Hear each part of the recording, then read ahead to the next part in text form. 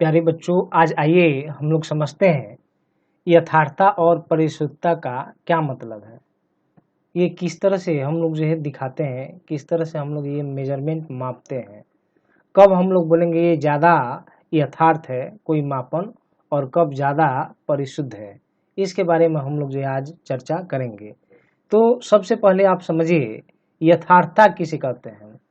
तो यथार्थता का यहाँ पर मतलब है, यहाँ पर स्टेटमेंट लिखा हुआ है किसी भौतिक राशि की मापित मान जो है जब उसके वास्तविक मान से अधिक निकट होगा, ज़्यादा क्लोज होगा, तो हम लोग बोलेंगे तो वह जो मापित मान है वह ज़्यादा यथार्थ है।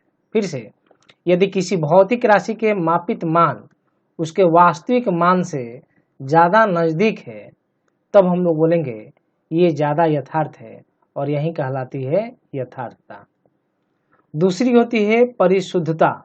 तो परिशुद्धता का मतलब है किसी भौतिक राशि की जो मापित मान है, मापित मान का मतलब मापा गया मान, और यह मापित मान, मापा गया मान जो है जब एक दूसरे के नज़दीक हो, एक दूसरे के निकट हो, तो इसे ही हम लोग परिशुद्धता के नाम से हम लोग जानते हैं।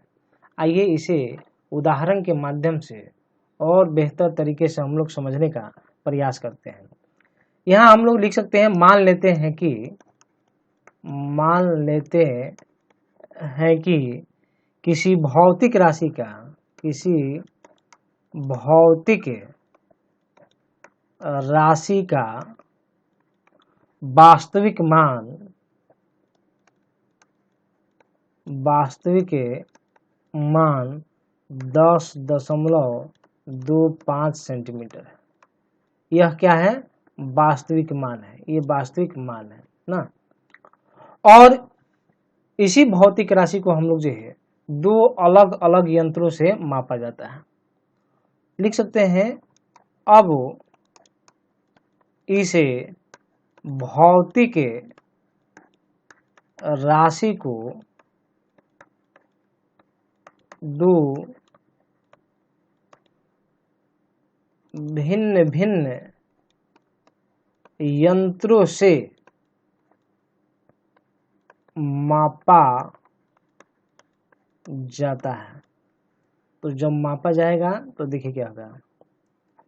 जब यंत्र ए से मापा जाता है,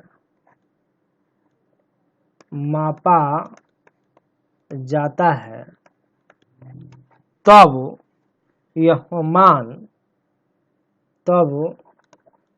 यह मान मतलब कि मापित मान, यह मान क्रमशः 10.21 सेंटीमीटर, 10.21 सेंटीमीटर, यहाँ लिख सकते हैं हम लोग 10.23 सेंटीमीटर, 10.26 सेंटीमीटर और 10.29 सेंटीमीटर प्राप्त होता है। और जब यंत्र बी से मापा जाता है,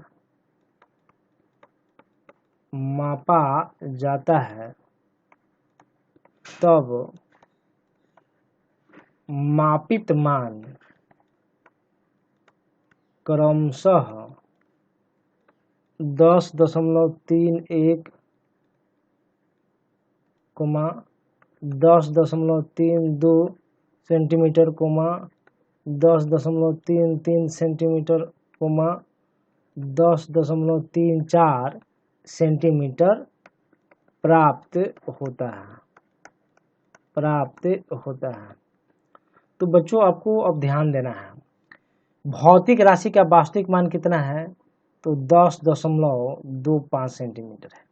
जब यंत्र ए से मापा जाता है तब यह मान देखिए क्या मिलता है, 10.21, 10.23, 10.26, 10.29। तो ये जो यंत्र ए के द्वारा जो मापित मान है यह ज़्यादा यथार्थ है। इसमें क्या है? यथार्थता ज़्यादा है। ऐसा इसलिए क्योंकि यह जो मापित मान है, ये मापित मान इस वास्तविक मान के ज़्यादा नज़दीक है।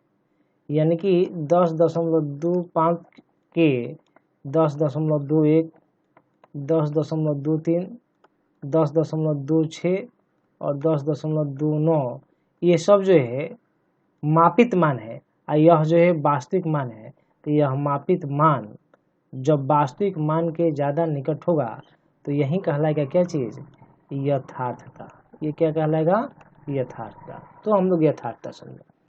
और जब यंत्र बी से मापा जाता है तो देखिए मान मिला है 10.31, 10.32, 10.33, 10.34।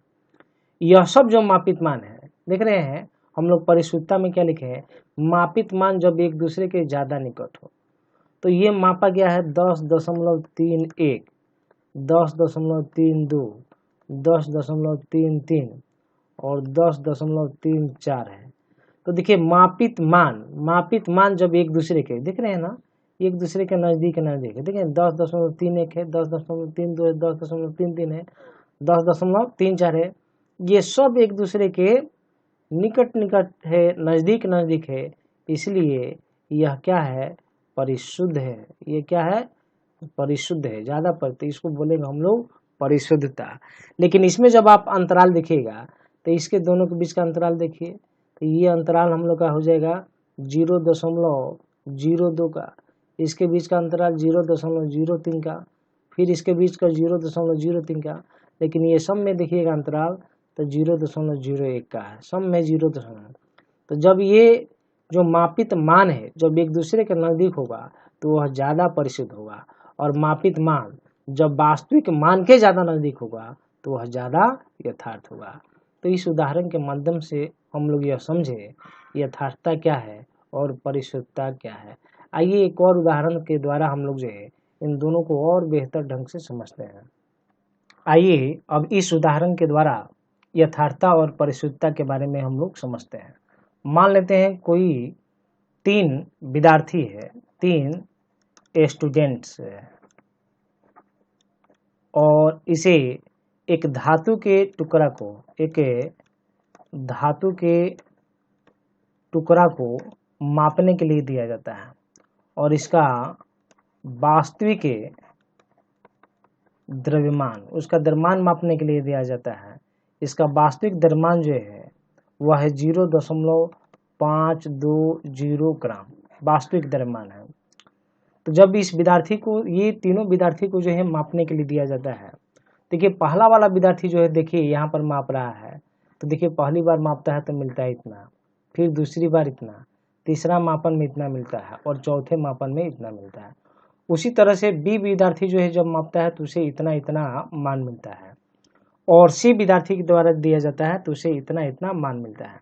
अब ये सारा डाटा को आप ध्यान से देखिएगा, आप पढ़िएगा, तो हम लोग पाएंगे जो सी वाला डाटा है, देख रहे हैं सी वाला, हम लोग का जो वास्तविक मान है 0.520 ग्राम, ये उसके ज़्यादा नज़दीक है। यथार्थता का मतलब हुआ कि जब मापित मान वास्तविक मान के ज़्यादा नज़दीक हो। तो देखिए ये जो वास्तविक मान, ये वास्तविक जो मान है इस मापित मान के नज़दीक है, ये मापित मान वास्तविक मान के नज़दीक है, मापित मान वास्तविक मान के ज़्यादा नज़दीक है, और मापित मान वास्तविक मान के ज़्यादा नज़दीक है। यानी कि यह क्या है, यथार्थता है, इसमें यथार्थता है। ओके। और ये जो मापित मान है, अलग अलग जो मापा गया है सी विद्यार्थी के द्वारा, इनका जो अंतराल है या जो मापित मान है, ये सब मापित मान एक दूसरे के नज़दीक है। देख रहे हैं ना, यहाँ पर अंतराल तो 0 है, यहाँ भी अंतराल 0 है, और यहाँ पर अंतराल जो 0.001 है, क्या है, 0.001 है। इसलिए यह क्या है, परिशुद्ध भी है। यानी कि सी वाला क्या है, यथार्थ भी है और परिशुद्ध भी है। अब आइए हम लोग दूसरे वाले पर आते हैं। दूसरे वाला देखेंगे तो हम लोग का दिया हुआ है 0.516, 0.515, 0.514 और 0.515। तो यह जो मापित मान है, ये मापित मान एक दूसरे के ज़्यादा नज़दीक है। तो नज़दीक होने के कारण यह क्या है, परिशुद्ध है। क्या है, परिशुद्ध है। कौन, तो बी वाला परिशुद्ध है। अब हम लोग ए पर आते हैं। ए पर आएंगे तो देखेंगे ये सब मान दिया हुआ है, तो हम लोग देखेंगे तो जो वास्तविक हम लोग का जो मान है वह वास्तविक मान 0.520 ग्राम है।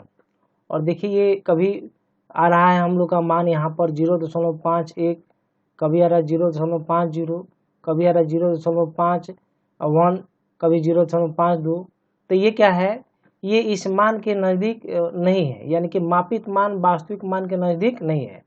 यहाँ पर तो तीसरा जो हम लोग का दशमलव प्लेस वाला जो वैल्यू है यहाँ पर मिसिंग है, कुछ भी हो सकता है। इसलिए यह जो मापित मान है वास्तविक मान के नज़दीक नहीं है, और साथ ही साथ एक दूसरे के नज़दीक भी नहीं है। यानी कि यह वाला इसके नज़दीक नहीं है, यह वाला इसके नज़दीक नहीं है, यह वाला इसके नज़दीक नहीं है। इसलिए यह न तो यथार्थ है और ना ही परिशुद्ध है। तो हम लोग इन दोनों उदाहरणों के माध्यम से हम लोग बेहतर ढंग से यह समझे कि यथार्थता और परिशुद्धता में क्या डिफरेंस है, हम लोग कैसे इसको माप कर पाएंगे, इसको हम लोग कैसे समझेंगे। विद्यार्थियों को इसमें बहुत कन्फ्यूजन होता है। आप इन दोनों उदाहरणों को आप ध्यान से देखिएगा बच्चों, आपको बिल्कुल बात जो है आसानी से समझ में आ जाएगी।